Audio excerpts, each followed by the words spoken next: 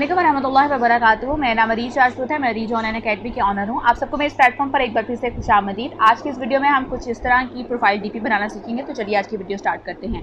सबसे पहले आपको बताती चलूँ, मैं ये काम जो है वो टेक्स्टॉन में कर रही हूँ। अगर आप इसको पिक्सल ऐप में करना चाहते हैं तो पिक्सल ऐप में कर सकते हैं। अगर आप टेक्स्टॉन एप्लीकेशन में ही करना चाहते हैं तो टेक्स्टॉन एप्लीकेशन के मुतालिक मैंने एक पहले वीडियो बनाई है इंट्रोडक्शन की, उसका जो लिंक है आपको हमारे इस डिस्क्रिप्शन चैनल पर मिल जाएगा। ठीक है, आप उसको जो है वो डाउनलोड कर लीजिएगा, देख भी लीजिएगा, आपको समझ में आ जाएगी कि टेक्स्टॉन को इस्तेमाल करना कोई ज़्यादा मुश्किल काम नहीं है अगर आपको पिक्सल ऐप के बारे में हाउ नाउ पता है। अब यहाँ पर सबसे पहले आपने क्या करना है, यहाँ पर आपने सेकंड लास्ट ऑप्शन में आना है। ऑप्शन में आ जाने के बाद कलर में आना है। कलर में आ जाने के बाद ग्रेडियंट में आना है और यहाँ से आप अपनी मर्जी का कोई भी कलर जो है वो ग्रेडियंट में बना के आप उसको बैकग्राउंड के तौर पर अप्लाई कर सकते हैं। उसके बाद आपने यहाँ पर टेक्स्ट में आना है। टेक्स्ट में आ जाने के बाद न्यू टेक्स्ट में आना है। न्यू टेक्स्ट में आ जाने के बाद यहाँ पर आपने अपना नाम लिख लेना है। नाम लिख लेने के बाद आपने यहाँ से इसको, ये जो डस्टबिन के साथ टी लिखा है, यहाँ से आपने इसको कैपिटल कर लेना है, ओके कर लेना है। ओके कर लेने के बाद आपने इसका साइज़ जो है वो थोड़ा सा बड़ा कर देना है। उसके बाद आपने यहाँ से पैडिंग में आना है। थोड़ी सी इसकी पैडिंग को इंक्रीज़ कर दीजिए ताकि आपके लफ्ज़ जो है वो प्रोमिनेंट वाज़े तौर पर नज़र आए, कटे हुए नज़र ना आए। उसके बाद आपने फॉन्ट में आना है। फॉन्ट में आ जाने के बाद यहाँ से आपने जो फॉन्ट लेना है, एक्चुअली टेक्स्टॉन के अंदर ना ये वाला फॉन्ट आपको आसानी मिल जाएगा। बाकी आपको लॉकडाउन के नाम से वाली जो फॉन्ट है इसको खुद सर्च करना पड़ेगा कि वो कहाँ पर आपको मिलेगा और उसको फिर यहाँ पर इंपोर्ट करना पड़ेगा। यहाँ पर लॉकडाउन वाला मैंने फ़ॉन्ट इस्तेमाल किया है। फ़ॉन्ट को इस्तेमाल कर लेने के बाद मैंने यहाँ पर 3D टेक्स्ट में जाती हूँ। ठीक है, 3D टेक्स्ट में जाना है, 3D रोटेशन में नहीं जाना। मैंने इसको इनेबल किया।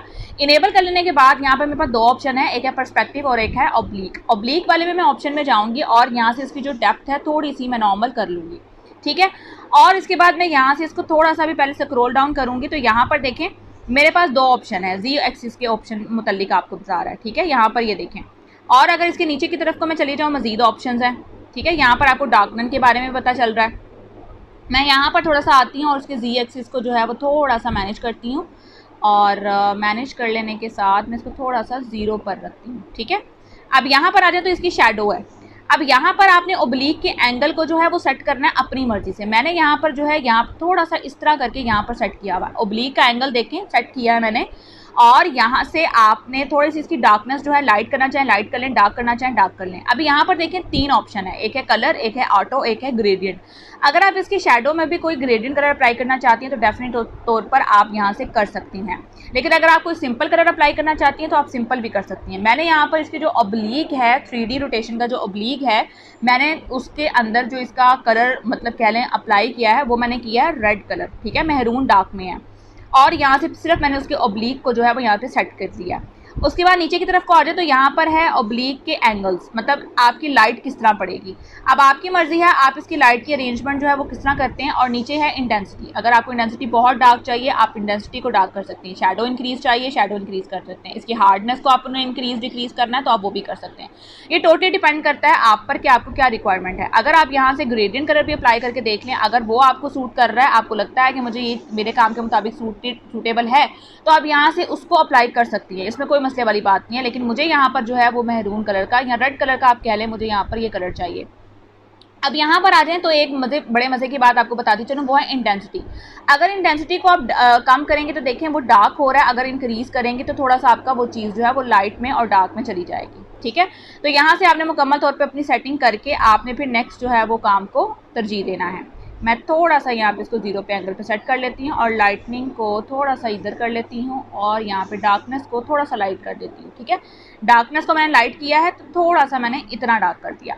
उसके बाद मैंने क्या किया, मैंने इसको यहाँ से ओके कर दिया। ओके कर देने के बाद यहाँ पर मज़ीद क्या है, मैंने जो बाय डिफ़ॉल्ट इसका कलर है जो कि इसकी फिलिंग कलर है, मैं फिलिंग कलर में आई तो मैंने यहाँ से इसके फिलिंग कलर को ग्रेडियंट कलर दिया। ठीक है, फिलिंग कलर को मैंने ग्रेडियंट कलर दिया जो कि मैंने बैकग्राउंड पे ग्रेडियंट कलर लगाया था। अगर मैं डायरेक्ट तौर पे टेक्स्ट के ऊपर ग्रेडियंट कलर अप्लाई कर देती तो मेरा बैकग्राउंड और मेरा जो टेक्स्ट था वो मिक्स हो जाना था, इसलिए मैंने उसको कलर को पहले चेंज नहीं किया। अब मैंने यहाँ पर एक और काम क्या करना है वो देखिए। यहाँ पर मैंने ये करना है कि मैंने इसको लेना है कॉपी।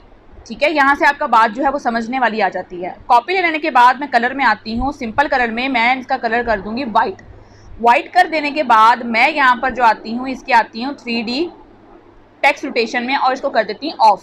ठीक है, ऑफ कर देने के बाद अब मैं आती हूँ यहाँ पर रिलेटिव इसकी पोजीशन में, मूवमेंट में, और यहाँ से मैं इसको मिडल ऑफ द स्क्रीन कर देती हूँ। अब यहाँ से मैं लेयर में जाती हूँ, जो पिछला वाला है मैं उसको भी रिलेटिव पोजीशन करके यहाँ से मैं इसको मिडल ऑफ द स्क्रीन कर देती हूँ ताकि ये मिक्सिंग ना हो जाए। अब यहाँ पर एक बड़े मज़े की बात है समझने वाली, वो क्या, वो ये कि जो नीचे वाला है आप उसको लॉक कर दें, जो ऊपर वाला है ना आपने क्या करना है, इसकी ओपेसिटी को थोड़ा सा कम कर देना है। इसकी ओपेसिटी को नॉर्मल आपने इतना कम कर देना है, ठीक है, और इसको आपने ओके कर देना है। ओके कर देने के बाद आपने क्या करना है, मिडल ऑफ द स्क्रीन जाना है, यहाँ से आपने लेना है शेप्स में आप कोई भी किसी भी तरह का जो शेप है आप ले सकती हैं, और उसका कलर जो है वो ख़ास तौर पर चेंज करें। क्यों, अब इसके बारे में आपको पता चल जाएगा। अब ये देखिए मैंने यहाँ पर ये टेक्स्ट क्या लिया और मुझे अपना टेक्स्ट जो है वो इतना हिस्से का काटना है, कट करना है। मैं क्या करूँगी, लेयर में आऊँगी, यहाँ पे ऑन किया, इन दो टेक्स्ट को, जो टेक्स्ट वाइट का लिया था और उसकी ओपेसिटी कम की थी, मैंने उस वाले टेक्स्ट को यहाँ से सेलेक्ट किया। सेलेक्ट करने के बाद मैं मर्ज किया, मर्ज कर देने के बाद अब यहाँ पर मैं आई और यहाँ पर आ जाने के बाद जो इरेज कलर था उसमें आई, इनेबल किया, कलर पिकर में आई और यहाँ से रेड कलर को मैंने इरेज कर दिया। ठीक है, आपने एक बात नोट की होगी, जैसे मैंने इसको इनेबल किया जो व्हाइट कलर था वो चेंज हो गया। अगर हम शेप का कलर भी चेंज ना करते तो हमारे पास जो व्हाइट कलर था वो भी चेंज हो जाना था, मतलब वो रिमूव हो जाना था। तो दोनों ही व्हाइट कलर अगर रिमूव हो जाते तो हमारे काम का कोई फायदा ना रहता। अब हमारे पास नेक्स्ट काम क्या आता है, अब ये हमारे पास कंप्लीट हो गया, ठीक है, एक इफेक्ट हमारा कंप्लीट है। अब यहाँ पर नीचे वाला जो टेक्स्ट है आपने अगेन इस टेक्स्ट की कॉपी ले लेनी है, ठीक है, और अगेन आपने क्या करना है, इस कलर को आपने चेंज कर देना है। ठीक है, इसके फिलिंग कलर को बेशक आप ख़त्म कर दें, ठीक है, फिलिंग कलर मैंने मुकम्मल तौर पे इसका ख़त्म कर दिया। ख़त्म करने का तरीका क्या है, जैसे कि वाइट कलर है, वाइट कलर में करने के बाद ये प्लस का निशान है, प्लस में आना है, यहाँ से आपने इसकी ओपेसिटी को मुकम्मल तौर पर ख़त्म कर देना है। तो इसकी मतलब फिलिंग कलर जो है वो मुकम्मल तौर पर ख़त्म है। अब आपने क्या करना है, यहाँ पर आ जाना है और यहाँ से इसकी स्ट्रोक को आपने इनेबल कर देना है। स्ट्रोक को इनेबल कर दें, आपको व्हाइट कलर का स्ट्रोक चाहिए, आप व्हाइट कलर का यहाँ पे स्ट्रोक अप्लाई करें, क्योंकि मैंने यहाँ पर व्हाइट कलर का स्ट्रोक अप्लाई किया हुआ है। और यहाँ से जो इसका 3D टेक्स्ट है इसको ऑफ कर दें, ठीक है। अब ये देखिए आपके पास ये कुछ इस तरह का आ रहा है, आपने इसको मिडल ऑफ द स्क्रीन लेके जाना है। इसकी स्क्रीन के मुकम्मल तौर पर ऊपर आपने इस तरह एडजस्ट नहीं कर देना, आपने इसको थोड़ा सा इंक्रीज करना है, ठीक है, मतलब थोड़ा सा ऐसे। अब आपको अगर इसका फिलिंग कलर भी मतलब अच्छा नहीं लग रहा, बहुत मतलब वो लग रहा है, तो आप इसको मुकम्मल तौर पे यहाँ से प्लस में आके यहाँ से जो फिलिंग कलर था आप इसको मुकम्मल तौर पे ख़त्म कर दें, ठीक है। आपका ये टेक्स्ट का जो मुकम्मल तौर पे टेक्स्ट का जो फिलिंग कलर आ रहा था वो यहाँ से गायब हो जाएगा। उसके बाद आपने इस टेक्स्ट को अपने इस टेक्स्ट के ऊपर जो है कुछ इस तरह से एडजस्ट कर देना है। आपकी मर्ज़ी है, आप इसको इस तरह से एडजस्ट करते हैं, आपकी मर्ज़ी है, आप इसको नीचे की तरफ को एडजस्ट करते हैं, जिस तरह भी आपने इसको एडजस्ट करना है आप उस तरह इसको एडजस्ट कर दीजिए, ठीक है। यहाँ पर मैंने कुछ इस तरह से किया था। तो ये आपके मुकम्मल तौर पे जो डीपी है वो तैयार है। इस तरह आप अपनी मोबाइल की डीपी जो है वो बना सकते हैं, मोबाइल में डीपी बना सकते हैं किसी भी सोशल मीडिया प्लेटफॉर्म के लिए, और आप इसको कहीं पर भी इस्तेमाल कर सकते हैं। उम्मीद करती हूँ आपको स्टेप्स जो हैं वो आसान लगे होंगे, समझ में भी आए होंगे। मज़ीद अगर कोई सवाल हुआ तो आप मुझसे पूछ लीजिएगा। दुआ में मुझे याद रखिएगा, अपना बहुत सारा ख्याल रखिएगा। मिलते हैं अगले किसी वीडियो में। अल्लाह हाफ़िज़।